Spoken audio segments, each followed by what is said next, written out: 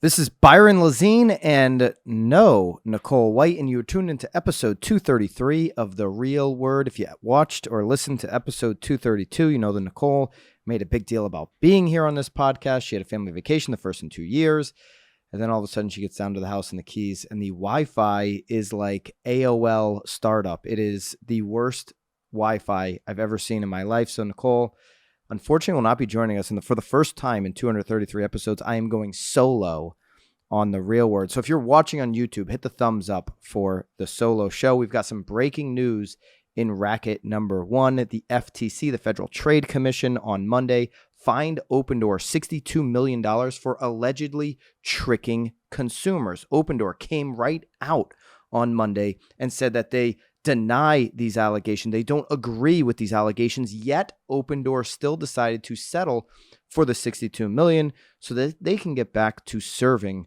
consumers. So what exactly are these allegations? Samuel Levine, director of the FTC's Bureau of Consumer Protection, he added in a statement that Opendoor promised to revolutionize the real estate market, but built its business using old-fashioned deception. Most people who sold to Opendoor made thousands of dollars less than they would have made selling their homes using the traditional process. There's nothing innovative about cheating consumers, Levine added. Absolutely agree. And if you go back, we can go back to 2019. We can pull up an Inman article in 2019 where Eric Wu, the CEO of Opendoor, talked about these lowball offer allegations. He said that's just not true. Not only did Opendoor year after year deny these allegations that people in these local markets where Opendoor was operating knew to be true, but Opendoor over the years has been so pompous, so arrogant about the real estate agent community. The really smart techs that are kind of in this space, like say a Knock, they're working with agents. They're not hating on agents. Eric Wu and the boys and girls at Opendoor have absolutely just gone out of their way to crap on real estate agents. You don't need an agent, work with us. In fact, in 2019, the CEO said, it's good to be hated by some agents. They have been absolutely arrogant about their position in the industry, and maybe $62 million means nothing because they've raised a whole bunch of money to slice out, less than 1% of market share in the country. But at the end of the day, the FTC is on them, has found them to be not good for consumers, and they're paying the $62 million. They can try to spin it around and say, hey, we're just paying it to move on. But the facts are the facts that they have been deceiving consumers, and they've also lied about the benefits of their services, right? They said it's all about convenience. It's not, especially in the last 2 years, it hasn't been any less or more convenient in some situations than working with an agent. And certainly they haven't been able to maximize any type of profits for these agents. I actually have a DM from, this is how crazy and inconsistent Opendoor offers are. In Arizona, obviously a big market. I have a DM here from a friend of the show. Shout out to JD. Had a seller buyer client go on quite the journey with Opendoor since January. We first listed at $400,000, but off market. Every time I got her close on a house to buy, we'd have to update an offer with Opendoor. Their latest offer, so January $417,000, February $433,000, March $444,000, April $452,000, April again $470,000, and then July $361,000.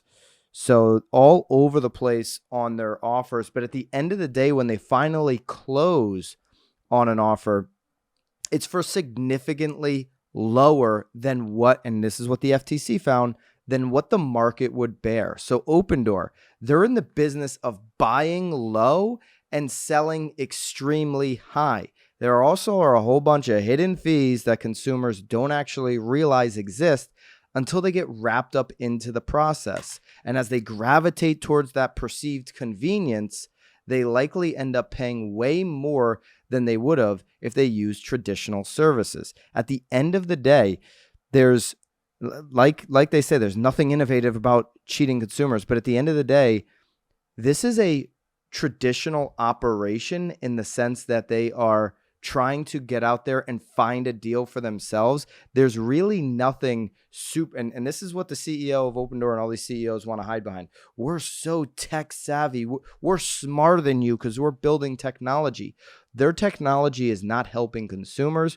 What they do hasn't helped consumers, and the FTC has found them to be bad for the industry, and that's why they were fined $62 million.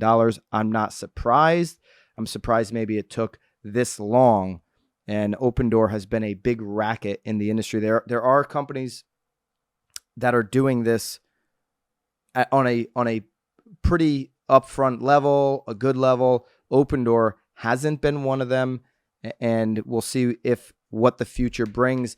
Here's a tip for Opendoor, and I'm open to discussing with anybody from Opendoor. You can come on this pod. I know you've watched this pod in the past because you've added me on Twitter.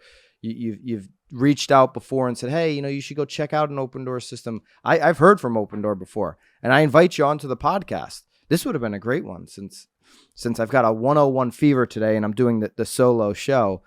But I invite Opendoor into the discussion because I'd love to hear what you're going to do moving forward.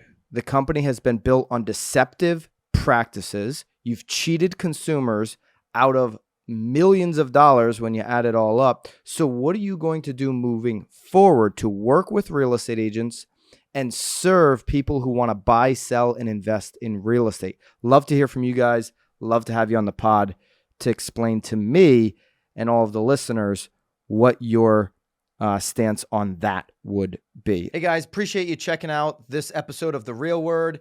If you want the full episode, go over to the Broke Agent YouTube. That's where we're hosting the full podcast. If you want to continue to see the segments broken out and the short clips, stay right here on The Real Word YouTube.